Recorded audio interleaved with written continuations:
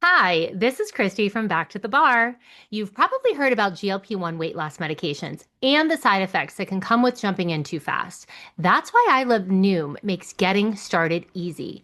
Their microdose GLP-1 program begins with a smaller dose and gradually scales up based on how your body reacts. The Noom GLP-1 microdose program starts at $99 and is delivered to your door in 7 days. Start your microdose GLP-1 journey today at Noom.com. That's Noom.com. Noom, micro changes, big results. Average weight loss 8 pounds in first month. Meds and personalization based on clinical need and not available to all individuals. Medications are not reviewed by FDA for safety, efficacy, or quality. Pricing based on first month only. Youth mental health is a complex challenge that requires comprehensive solutions. We must strengthen after-school programs. We must make digital literacy tools available in our schools. We must work with mental health professionals to support children. And we must empower mentors, educators, and parents to keep kids happy.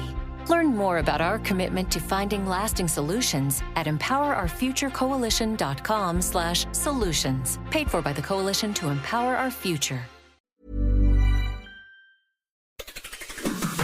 It's Saturday, the 24th of January. I'm Ciara Evans, and this was a week that saw Donald Trump's Greenland obsession cause chaos, the launch of the new International Board of Peace, domestic drama between Reform and the Tories, and sinners sweep the board for Oscar nominations. Grab a cup of something hot, put up your feet, and get up to speed on the 7 biggest stories of the week. This is the Standout 7 from the Smart 7. It's news, But not the news. This week saw a whirlwind of activity caused by Donald Trump's stubborn obsession with Greenland. Last weekend saw the US president threaten NATO allies with tariffs and sparked frantic diplomatic efforts across the weekend. Monday morning saw Donald Trump publicly link his two obsessions for the first time as the Prime Minister of Norway revealed an extraordinary letter he received through diplomatic channels. In it, the US president said that after Norway refused to give him the Nobel Peace Prize, his thoughts were no longer purely of peace, and so his attention has switched to the US needing complete and total control over Greenland. UK Prime Minister Keir Starmer addressed the nation from Downing Street as the US president seemed set on breaking the NATO alliance and America's relationship with European allies. He was keen to try and avoid Trump's new Greenland-related tariffs. A tariff war isn't in anybody's interests. And therefore, what I want to do is to avoid a tariff war, because it will be businesses, workers and families across the country that will be hit. Trump refused to rule out military action on Monday as he spoke to NBC and continued to blame Norway for his escalation.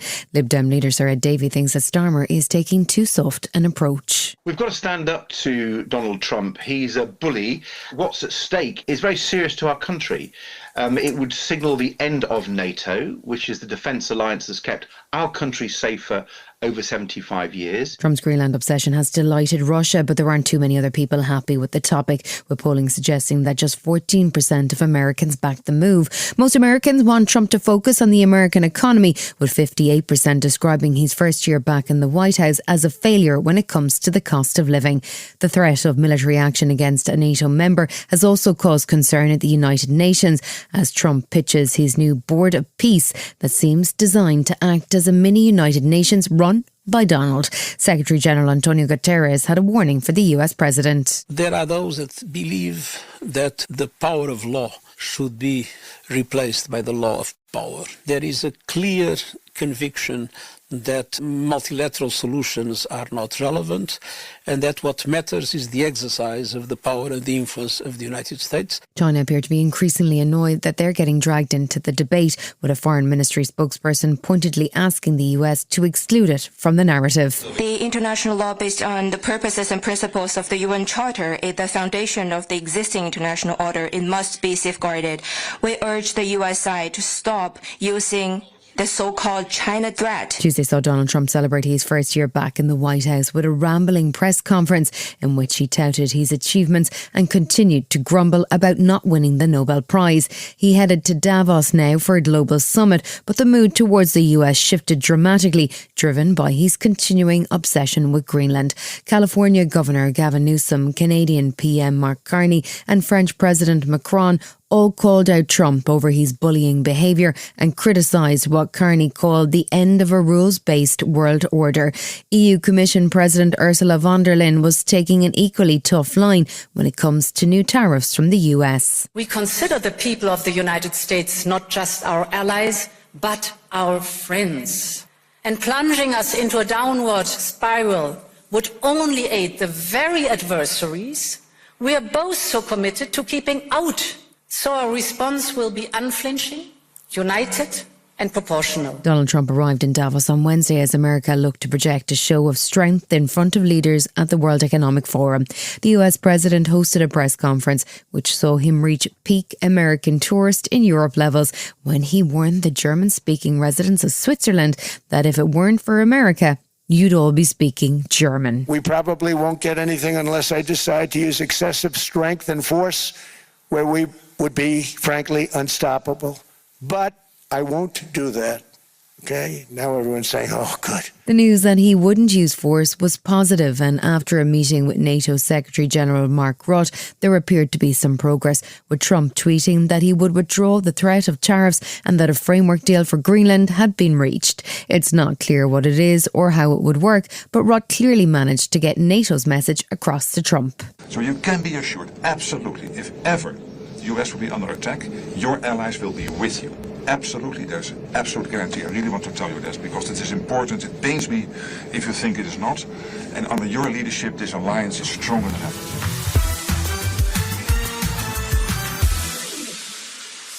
One of the consequences of Donald Trump's shift of focus to Greenland has been utter misery for the population of Ukraine. Despite efforts to get a draft peace deal arranged before Christmas, the process has appeared stalled, with no sign of any progress with Russian President Putin. Without Trump's focus on Ukraine, Russia has continued night after night of attacks on Ukraine's energy grid as any pretense of peace goes out the window. Ukraine was hoping that this week's summit in Davos may see some progress as Trump's envoys Steve Witkoff and Jared Kushner were due to meet with a Russian delegation in Moscow.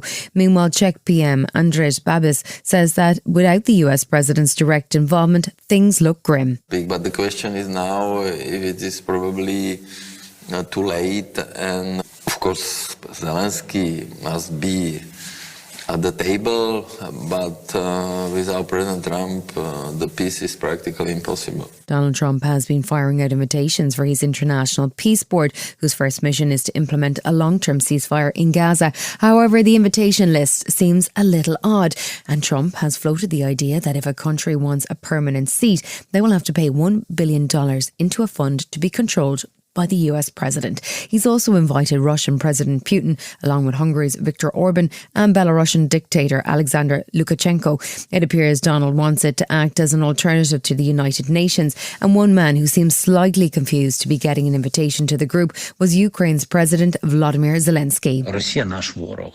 Russia is our enemy, and Belarus is its ally. It is very difficult for me to imagine how we could be together with Russia in any council. It's just that Russia is about the council of war.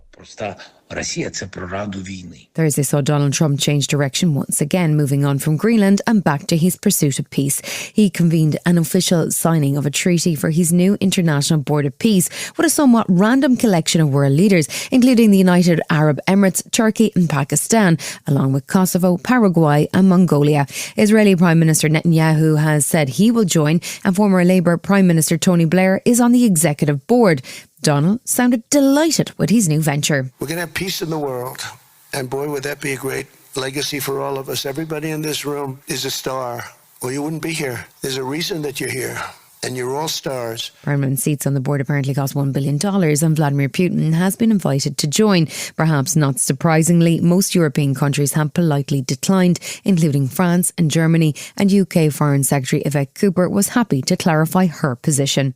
We won't be one of the signatories for what is a legally binding treaty today. We also are concerned about suggestions that President Putin might be part of this because, frankly, we need pressure on President Putin to deliver peace in Ukraine, which so far he is refusing to do. Ukrainian President Zelensky met with Trump in Davos on Thursday, and Trump's envoys then headed to Moscow to meet with the Russian president.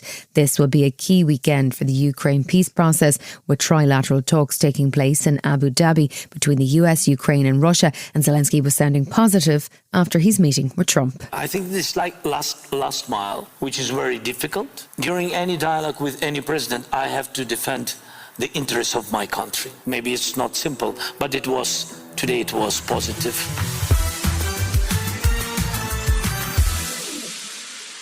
Apart from Greenland and Davos, there was plenty of drama at home, with the ongoing row between the Tories and Reform continuing to make headlines. More details emerged about former Shadow Justice Secretary and Tory leadership contender Robert Jenrick, who was sacked before he could quit last week. One of the revelations was that Jenrick wanted to quit the Tory party because they refused to campaign on the slogan "Broken Britain." Kemi Badenoch says Britain isn't broken, but Jenrick disagreed, and now he's crossed the road to Reform, where he's waiting to find out if he gets an important job.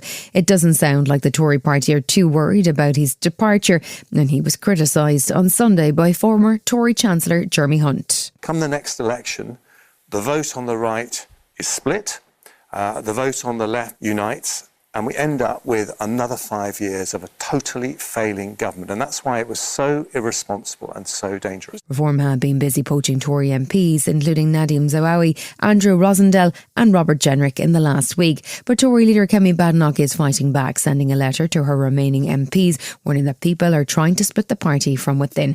She also cautioned against what she called psychodrama and intrigue, and met with party members on Monday to hammer the message home. She referred to Robert Jenrick's firing and defection to Reform as a minor setback. Jenrick wasn't exactly covering himself in glory either, as he did his first Reform interview on Times Radio with Kate McCann, as he dismissed allegations of sexism and his attitude towards women. You need to make up your mind quickly, because Reform is growing fast and you've got to get on board now so we can work together as a team in this very exciting mission now to create a proper alternative to this government. Apart from the headaches caused by Donald Trump's Greenland drama, Prime Minister Keir Starmer also found himself in the spotlight once again over the Chagos Island deal.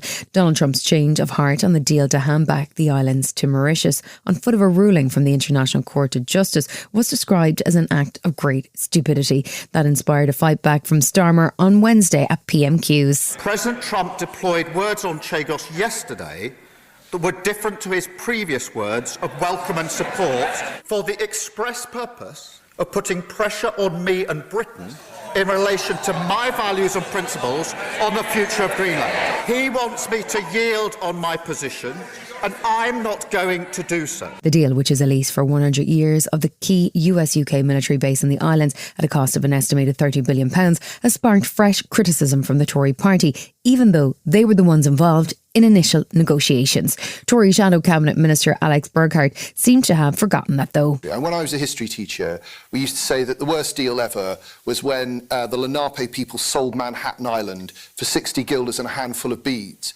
But at least they got 60 guilders and a handful of beads. Away from the international drama, Wednesday saw the rate of inflation jump from 3.2% to 3.4%, slightly ahead of analysis expectations. The higher figure was driven by airfares and tobacco prices in December, but Governor of the Bank of England, Andrew Bailey, says it's expected to be a short-term bump, and by April or May, the level should have fallen significantly. That's partly because the effect of price rises in last year's awful April will have washed out of the index, but inflation in the UK remains the highest in the G7. Chancellor Rachel Reeves was in Davos, and she said that the economy is still on track and that the budget changes will have a positive impact. When those measures come in, we expect to see that sharp decline in inflation, which is obviously good news for families across our country after a number of years when inflation has been too high. The government's promise to stop the use of hotels for asylum seekers got underway on Thursday as the first group arrived in Crowborough, a former military camp in East Sussex.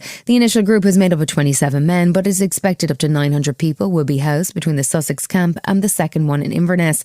Home Secretary Shabana Mahmood says it's part of a campaign to relieve pressure on communities by removing the incentives that draw illegal migrants to Britain. Local residents aren't happy and have been protesting since December, in particular because the new arrivals are undocumented males, although the Home Office says police checks have been carried out. Laura Cooper is an asylum hotel support worker, and she says that the system itself needs review. People are not all the same, but they have been forced together to endure this temporary living in a hotel, which is a fake reality.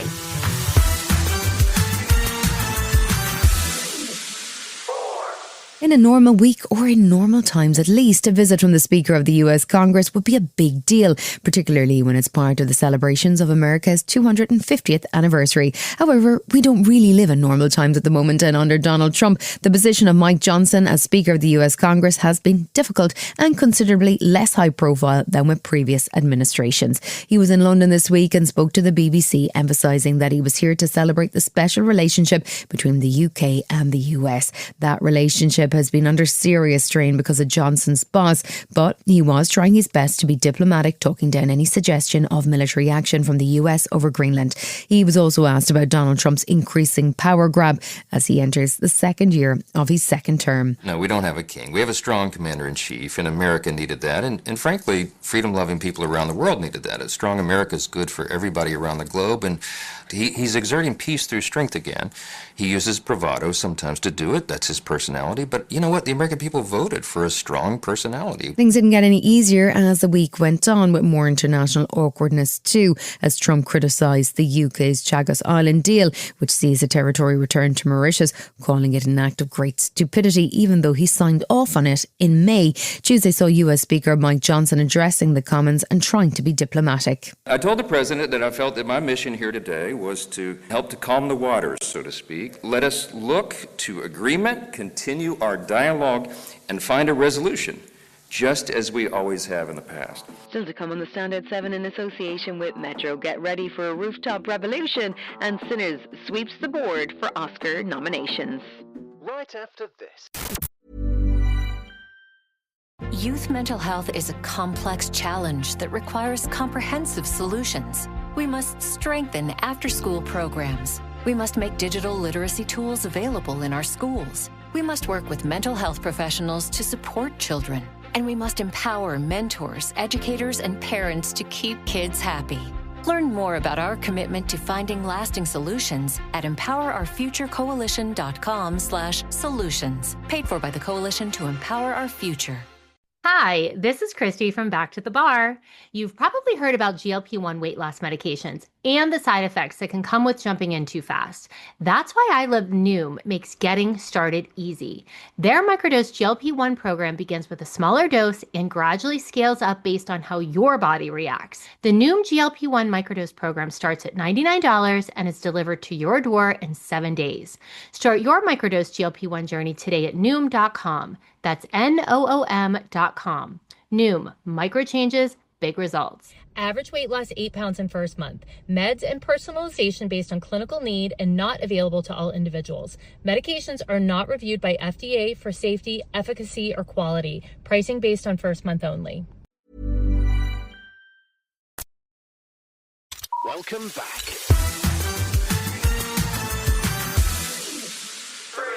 Despite poor polling numbers and an increasingly tense international mood, the Labour government are continuing to plough their election to-do list. Tuesday saw plans announced for a proper overhaul of the water industry, which has been struggling with debt, leaks and pollution for some time. The new government will see surprise inspections introduced, along with what Labour are calling MOT-style checks and new compulsory labels on appliances like dishwashers to show how water efficient they are. Environment Secretary Emma Reynolds is promising that this time things are going to change. My focus is ensuring that this once-in-a-generation reform that we're taking forward makes sure that there is nowhere to hide for poor-performing water bosses, holds them to account and delivers better outcomes for consumers and the environment. The proposed changes were published in a new water white paper, and the government is still considering a new regulator to replace the existing Ofwat. David Henderson is the CEO of water industry lobby group Water UK, and he says the need is urgent. What we fundamentally need is a new regulator that is able to make long-term decisions so that we get a more resilient system, able to withstand the pressures of climate change and population growth. That wasn't the only plan announced this week. The government are also planning to create what it calls rooftop revolution. And if you're wondering what on earth that means, it's all to do with the Warm Homes plan that will see funding made available to households to invest in solar panels. A lot along with other green tech in a bid to lower their energy bills. The scheme includes £15 billion worth of grants across the next 5 years, and not surprisingly, energy companies are excited at the prospect.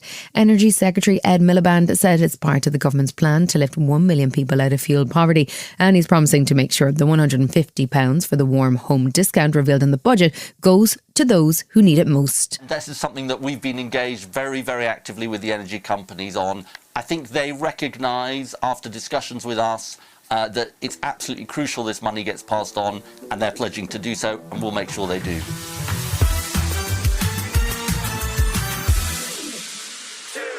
The recent drama about Elon Musk's AI chatbot Grok and its manipulation of images has sparked a new debate about whether kids should be banned entirely from social media. The government appears to have changed its mind on the subject, as the Tories openly call for a teen ban, as has happened in Australia. Social media companies in Australia have shut down almost 5 million accounts since its ban took effect, and despite concerns from rights campaigners, the government is calling it a success.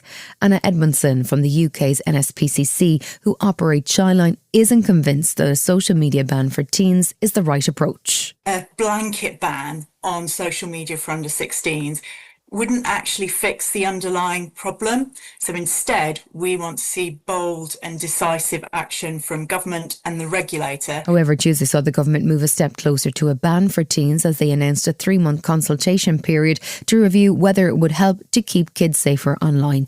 It comes after mounting pressure, including a letter from 60 Labour MPs and a promise from Tory leader Kemi Badenoch that she would implement a ban if elected. There's also a parallel study led by the University of Cambridge that will look at 4,000 children in schools across Bradford using an app to control their internet access and monitoring their responses over the next 12 months.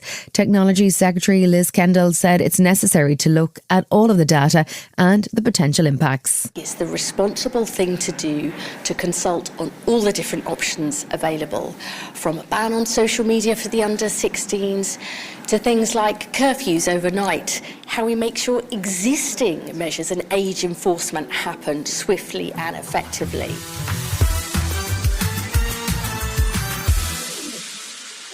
Thursday morning saw the Oscar nominations for 2026 announced, and Ryan Coogler's vampire drama Sinners swept the board. It picked up a record-breaking 16 nominations, including Best Picture, Best Director and Best Actor from Michael B. Jordan.